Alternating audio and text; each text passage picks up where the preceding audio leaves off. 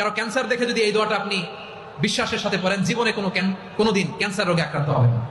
অন্যের বিপদ যদি দেখেন, এটার জন্য একটা দোয়া আছে। অনেক সময় আমরা দেখি হাসপাতালে ক্যান্সারের থার্ড স্টেজে চলে গেছে, লোকটা হ্যাংলা হয়ে চিকন হয়ে হায়রে কি কষ্ট পায়, দেখি না? বিষ্ণু বলে একটা দোয়া যদি কেউ অন্যের কোনো বিপদ দেখে পড়ে, ওই বিপদ তার জীবনে কখনো আসবে না।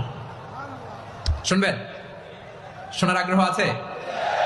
অনেক সময় হয় যে আমরা মহাসড়ক দিয়ে যখন চড়ি, দুর্ঘটনায়, আইরে আল্লাহ, দুর্ঘটনায় মানুষের মাথা একদিকে, দেহ আরেকদিকে, ব্লিডিং, এরকম হয় না?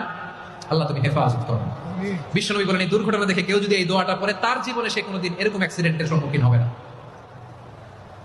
শুনবেন? বিশ্বনবী বলেন অন্যের বিপদ দেখে কেউ যদি পড়ে, আলহামদুলিল্লাহিল্লাযী আফানি মিম্মা বতালাকা বিহি ওয়া ফাদ্দালানি আলা কাসীরিন মিম্মান খালাকা তাফদীলা, মানে প্রশংসা সে আল্লাহর, যে আল্লাহ তাআলা তোমাকে যেই জিনিস দিয়ে পরীক্ষা করেছে, আমাকে ওইটা থেকে বাঁচিয়ে দিয়েছে।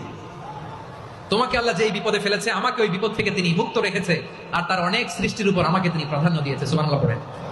যে কোনো বিপদ, কারো ক্যান্সার দেখে যদি এই দোয়াটা আপনি বিশ্বাসের